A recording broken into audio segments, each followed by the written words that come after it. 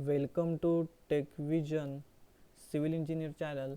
इस वीडियो में जानेंगे मुंबई यूनिवर्सिटी में सेम 7 को जो क्वेश्चन आता है dog leg stair case 16 to 20 marks को ये क्वेश्चन आता ही है। वो सॉल्व कैसे करें। ये क्वेश्चन है design a dog leg stair case of an office building in a room measuring 3 metre by 6 metre, clear dimension, floor to floor height is 3.5 meter. The building is public building liable to overcrowding. Stairs are supported on brick wall 230 mm thick at the end of landing. Use M20 concrete and Fe415 steel. अभी first step dimension calculate करने के लिए हम क्या क्या करेंगे। देखिए, width of stairs 3 metre given है। अभी ये 3 मीटर ये है, ये गिवन है। अगर यहाँ 6 मीटर बाय 3 मीटर दिया होता तभी भी हम जो लोअर है, जो छोटा है, वही विड्थ लेंगे। Considering 2 flights of dogleg staircase. अभी डॉगलेग स्टेयरकेस कैसे होते हैं देखिए, ये रही डॉगलेग स्टेयरकेस, यह ऐसी रहती है। ये रही फर्स्ट फ्लाइट और ये रही सेकेंड फ्लाइट, और ये है थ्रेड, और ये है राइजर, और ये वेस्ट स्लैब है।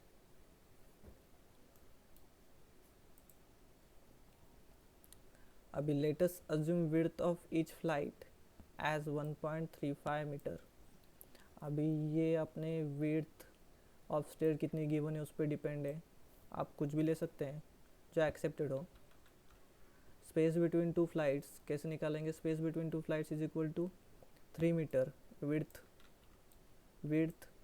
Minus 2 into 1.35 is equal to 0.30 metre. अब ये स्पेस बिटवीन 2 फ्लाइट्स क्या है,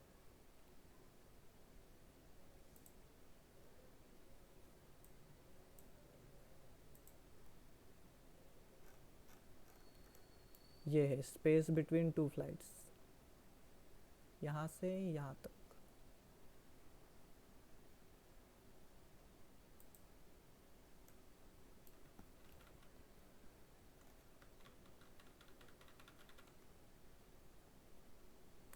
floor to floor height 3.5 metre दिया है, गिवन है।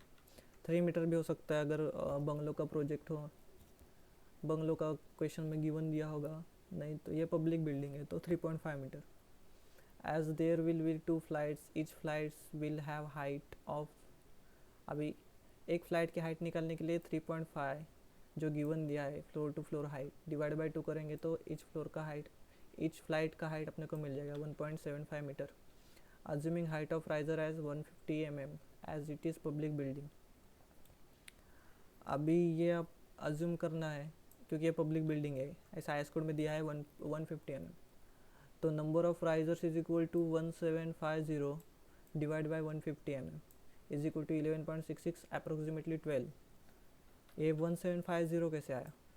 ये ईच फ्लाइट का हाइट 1.75 मीटर है तो इसको mm में कन्वर्ट करना पड़ेगा क्योंकि हमने height of riser 150 mm consider की है। तो इसको कन्वर्ट कैसे करेंगे, 1.75 इंटू 10⁻³ वो कैसे आया, 1 metre is equal to 10⁻³ mm और 1000 mm। तो 1 ए कैसे आया, 10⁻³ मल्टीप्लाई करेंगे तो पॉइंट डेसिमल यहाँ है, तो ये डेसिमल समझो यहाँ है 1 2 3 1750 ऐसे कन्वर्ट करते हैं। Number of thread required, number of risers -1, 12 - 1 is equal to 11। Let width of each thread 30 mm। ये अज्यूम करना है टोटल गोइंग 300 mm इंटू 11। अभी 300 mm अपने हम अज्यूम किया है और नंबर ऑफ थ्रेड रिक्वायर्ड क्या है 11, तो 300 इंटू 11 3300 mm। तो टोटल लेंथ अवेलेबल 6 मीटर, ये दिया है गिवन में 3 इंटू 6 मीटर, वो 6 मीटर है। तो width of each landing is equal to 6 minus 3.3 divide by 12। Width of each landing अभी देखिए 1.35 मीटर आया, ये विड्थ है, विड्थ ऑफ ईच लैंडिंग। एक हो गई और ये दूसरी।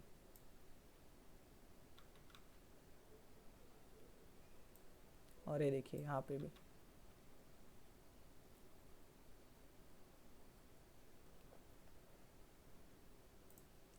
ये डायग्राम ड्रॉ कर लीजिए, पेपर में ड्रॉ करना ही पड़ेगा, नहीं तो मार्क्स पूरे नहीं मिलेंगे। ये 6 मीटर बाय 3 मीटर दिया, ये 6 मीटर हो गया, ये 3 मीटर, ये 230 mm वॉल का थिकनेस दिया है, 230 mm वॉल का थिकनेस दिया है, 1350। या अभी आपने निकाले है width of each landing, width of each landing इधर भी यही है।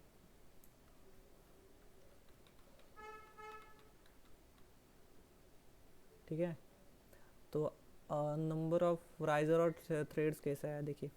ये नंबर ऑफ थ्रेड्स, थ्रेड मतलब क्या है, ये हॉरिजॉन्टल। तो अगर टॉप व्यू से देखेंगे तो टॉप व्यू से सिर्फ थ्रेड ही नज़र आएगा, राइजर नज़र नहीं आएगा, क्योंकि राइजर ऐसा रहेगा ना वर्टिकल, तो वर्टिकल वाला नज़र नहीं आएगा, हॉरिजॉन्टल वाला ही नज़र आएगा। ये देखिए फिर नंबर ऑफ थ्रेड्स कितने आए थे, 11। तो देखिए 1 2 3 4 5 6 7 8 11 तक। यहाँ पे लैंडिंग के लिए 12 दीजिए, फिर ये भी 11 मतलब 13 से चालू है, लेकिन ये भी 11 ही है। ठीक है, अभी स्टेप 2, डिज़ाइन ऑफ स्टेयरकेस। अपने स्टेप फर्स्ट में डायमेंशन वगैरह सब निकाल चुके हैं। अब डिज़ाइन स्टेप 2 में design of staircase. Design of staircase में फर्स्ट निकालेंगे effective span of light is equal to centre distance of walls. अभी हॉरिजॉन्टल डिस्टेंस है 6 metre plus 0.23 divided by 2 plus 0.23 divided by 2, क्योंकि सेंटर टू सेंटर है ना, इसके लिए। तो 6.23 आंसर आएगा। इसको mm में कन्वर्ट करेंगे तो 6230 mm। सेकेंड निकालेंगे thickness of waste slab is equal to 120 ऑफ स्पैन। अब 120 ऑफ स्पैन देखिए, वो स्पैन 120 ऑफ स्पैन, स्पैन कितना है इफेक्टिव स्पैन 6230। mm में लीजिए या मीटर में, आंसर सेम ही आएगा। तो 6.23 डिवाइड बाई 12 मतलब 1.20 इंटू 6.23 है, तो 6.23 डिवाइड बाई 12 आंसर इज 0.3115। 0.3115 आया। फिर let us take d is equal to 300 mm and d is equal to 325 mm। अब ये d जो है ये हमेशा थिकनेस ऑफ वेस्ट स्लैब से ग्रेटर ही अज्यूम कीजिए। ठीक है, तो ये 300 mm d, ये d क्या है यहाँ पे देखिए, यहाँ से यहाँ तक d है, ये पूरा नहीं है, इसके नीचे फिर ये नॉमिनल कवर भी है, कि नहीं तो क्लियर कवर भी है। इधर देखिए ये डायग्राम देखिए, यहाँ से यहाँ तक है d, फिर यहाँ से यहाँ तक क्लियर कवर है, और ये d जो है कैपिटल D ये पूरा है, clear cover plus small d। तो let us take d is equal to 300 mm and capital D is equal to 325 mm। Take d always greater than 311.5, that is thickness of waste slab। Third step में calculate करेंगे loads. अभी loads में first stairs के लिए calculate करेंगे, फिर उसमें weight of waste slab पर मीटर विड्थ ऑफ लाइट। तो इसका फॉर्मूला है capital D into under root 1 plus R square divided by T square. ये आर जो है ये राइजर है और टी जो है थ्रेड है, इंटू 25। ये 25 अंडर रूट में नहीं है, ये ध्यान दीजिए, is equal to 0.325। A D capital D ऊपर निकाला है 325, इसको मीटर में कन्वर्ट किया है 0.325। √1 प्लस 0.150 डिवाइडेड बाय 0.300 का स्क्वायर। ये 150 mm और 300 mm राइजर और थ्रेड है, इंटू 25। आंसर आएगा 9.1 किलो न्यूटन पर metre. Second, weight of steps पर मीटर विड्थ ऑफ फ्लाइट। इसका formula 25 RT divide by 2T। ये T और ये T दोनों कैंसिल भी होते हैं। 25R डिवाइड बाई 2 भी याद रख सकते हैं। 25RT is equal to 25 into 0.150 into 0.300। ये भी राइजर एंड थ्रेड है। और 2T ये भी थ्रेड है। 2 इंटू 0.300, ये सब मीटर में लिया है, क्योंकि ये 25 जो है ये मीटर में है, किलो न्यूटन पर मीटर क्यूब में है। डेंसिटी ऑफ कंक्रीट, इसके लिए ये मीटर में ही लेना है। इसमें भी सेम, ये 25 है किलो न्यूटन पर मीटर क्यूब में, इसके लिए ये सब मीटर में ही चाहिए। राइजर, थ्रेड, ये डी सब मीटर में चाहिए। इसका आंसर आएगा 1.875 किलो न्यूटन पर मीटर। टोटल डेड लोड, अभी टोटल डेड लोड के लिए weight of waste slab plus weight of steps कर देंगे। 9.1 plus 1.875 is equal to 10.975 kilo newton पर मीटर। अब लाइव लोड अजूम कीजिए 2 किलो न्यूटन, 3 किलो न्यूटन और 5 किलो न्यूटन, कुछ भी अजूम कीजिए। 5 किलो न्यूटन पर metre square into 1 metre is equal to 5 kilo newton पर मीटर। ये मीटर और ये मीटर स्क्वायर गया। Total dead load plus live load, total dead load plus live load, dead load plus live load, ये dead load है, ये live load है। 10.975 plus 5, ये आ गया 15.975, अप्रॉक्सीमेटली 16 किलो न्यूटन पर मीटर। टोटल लोड जो निकाले वो वर्किंग लोड है, उसको फैक्टर लोड में कन्वर्ट कीजिए, क्योंकि हम LSM यूज़ करते हैं, limit state method, WSM use नहीं करते।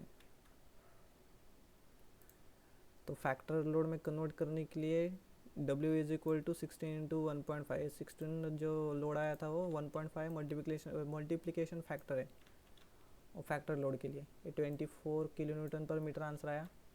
फॉर लैंडिंग, अब लैंडिंग के लिए निकालेंगे, लैंडिंग का डेड लोड निकालेंगे। लैंडिंग के लिए dead load is equal to 0.325 into 1 metre into 25 kilo newton पर मीटर क्यूब। मतलब ये D इंटू 1 इंटू 25, मतलब है डेंसिटी ऑफ कंक्रीट। ये आंसर आया 8.125 किलो न्यूटन पर मीटर। अभी यहाँ देखिए, ये मीटर में है 0.325, ये भी 1 मीटर में है, ये 25 किलो न्यूटन पर मीटर क्यूब है। तो ये क्यूब और ये चले जाएंगे तो इधर सिर्फ m बचेगा, किलो न्यूटन पर मीटर। तो इसका यूनिट किलो न्यूटन पर मीटर आए। यूनिट ध्यान से लिखिए, नहीं तो मार्क्स कट जाएंगे एग्ज़ाम में, एक्सटर्नल मार्क्स नहीं देगा। अभी लाइव लोड 5 किलो न्यूटन पर मीटर स्क्वायर अज्यूम करेंगे into 1 metre is equal to 5 kilo newton पर metre. Total 8.15 plus 5, 8.15 plus 5, 13.125 kilo newton पर मीटर। अभी ये भी टोटल वर्किंग लोड आया है, तो इसको फैक्टर लोड में कन्वर्ट करेंगे। 1.5 इंटू 13.125, 19.70 किलो न्यूटन पर मीटर। अब स्टेप 4, डिज़ाइन मोमेंट। अभी ये डिज़ाइन मोमेंट निकालने के लिए ये डायग्राम निकालना पड़ेगा लोड्स का।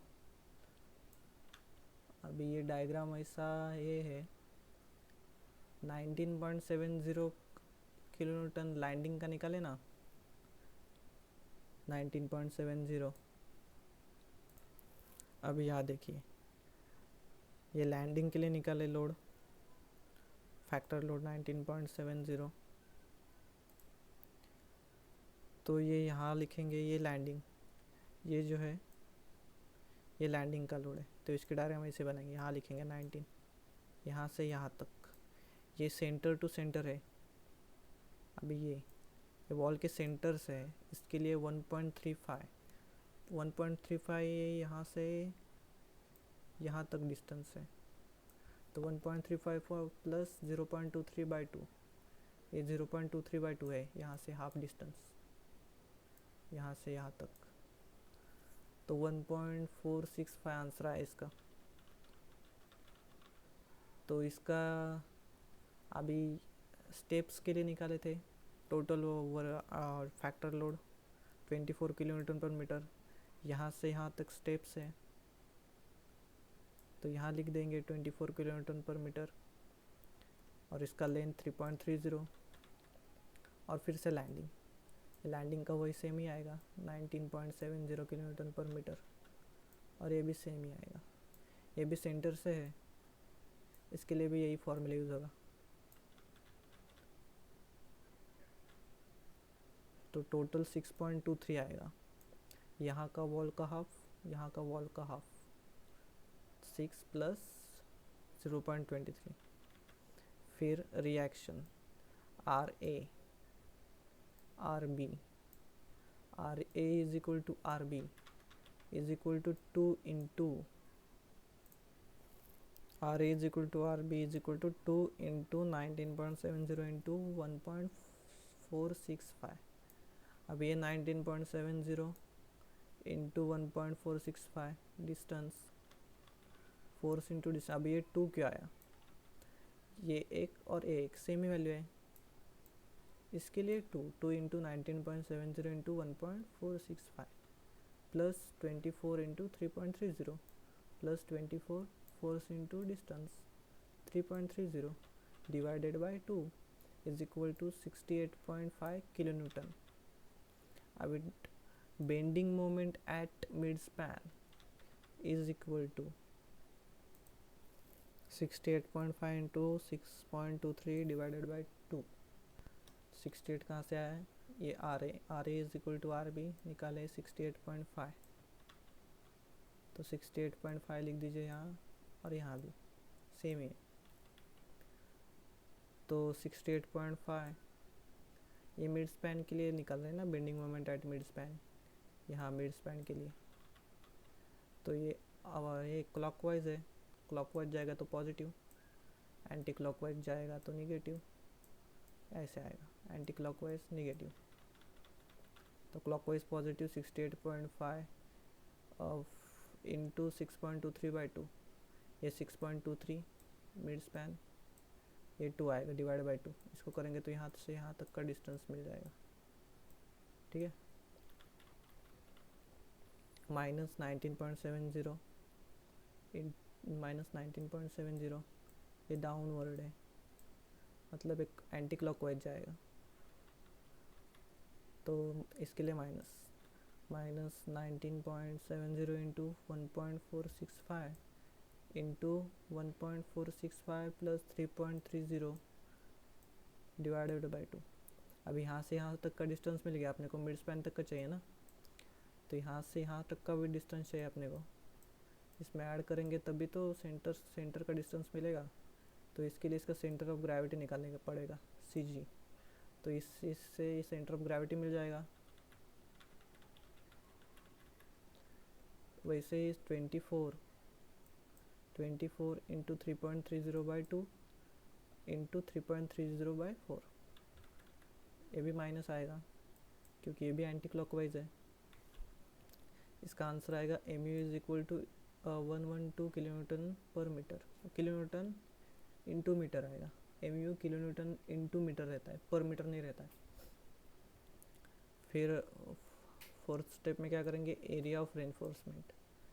अब area of reinforcement mu is equal to 0.87 into FY into AST into D into 1 minus AST upon BD into FY divided by FCK, इतना बड़ा फॉर्मूला। तो इसको याद मत कीजिए, IS 456 में पेज नंबर 96 पे ये फॉर्मूला दिया हुआ है, ये देखो, ये रहा पेज नंबर 96 IS 456 का, और ये रहा फॉर्मूला।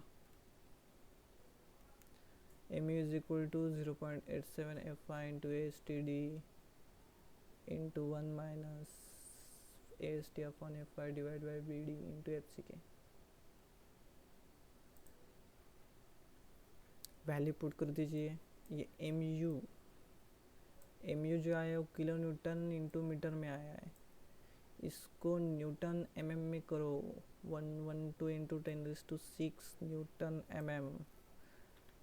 नहीं तो आंसर पूरा रॉन्ग आ जाएगा, क्योंकि ये FY न्यूटन पर mm² रहता है,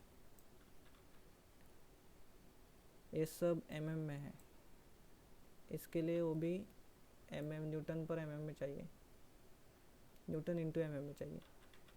तो वैल्यू पुट करो। 112 into 10⁶ is equal to 0.87 into 415 into AST into 300 into 1 minus AST divide by 1000 into 300 into 415 divided by FCK 20। अब ये कंक्रीट ग्रेड और Fe415 तो दिया है, उसी पर से आया FY एंड FCK।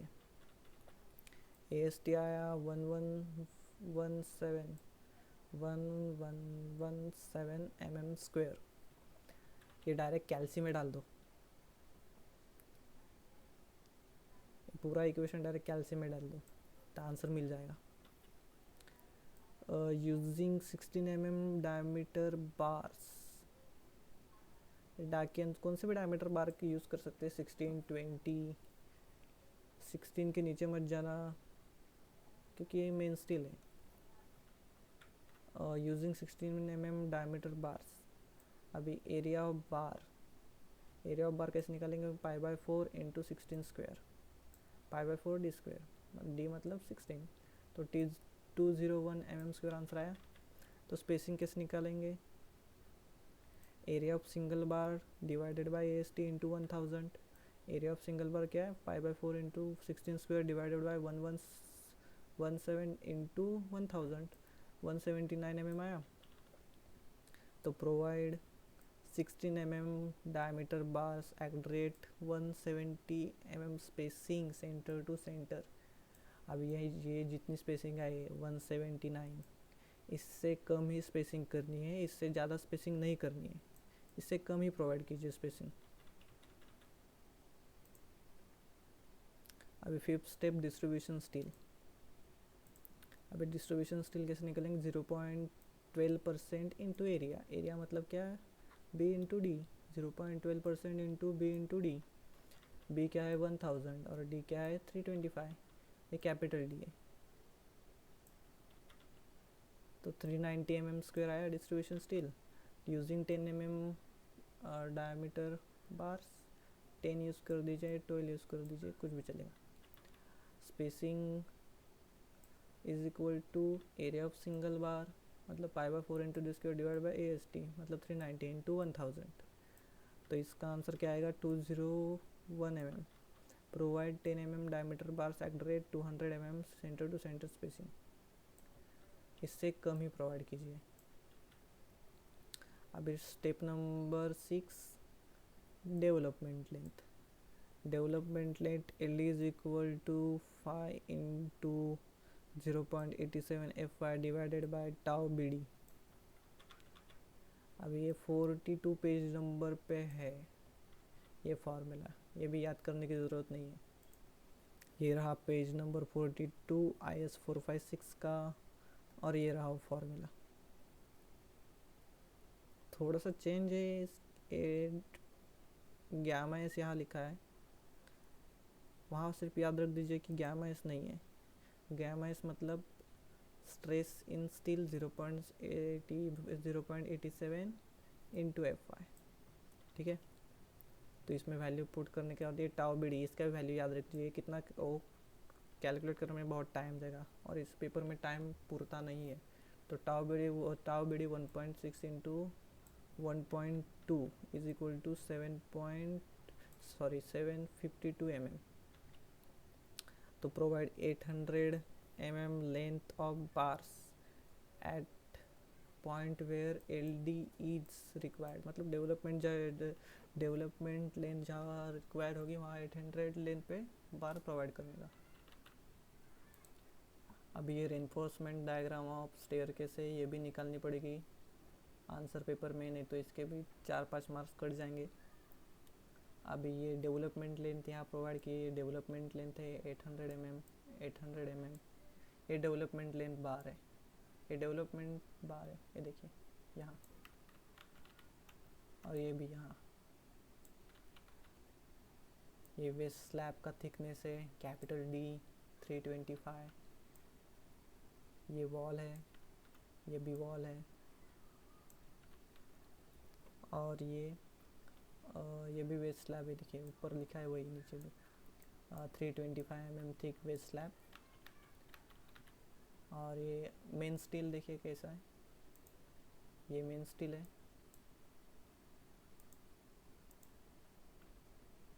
ये मेन स्टील है, ये वाला 16 mm diameter bar, accurate spacing 170 mm centre to centre. और ये जो है ये डिस्ट्रीब्यूशन स्टील है, 10 mm bar, accurate 200 mm spacing centre to centre. और ये इसका लैंडिंग का डायमेंशन, ये स्टेप्स का डायमेंशन है, ये फिर से लैंडिंग का डायमेंशन है, बस इतना ही है।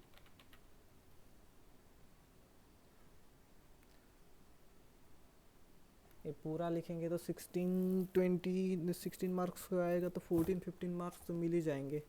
और 20 मार्क्स का आया तो भी 19-18 मार्क्स मिल जाएंगे, क्योंकि वो पूरे मार्क्स नहीं देते एक्सटर्नल। ठीक है।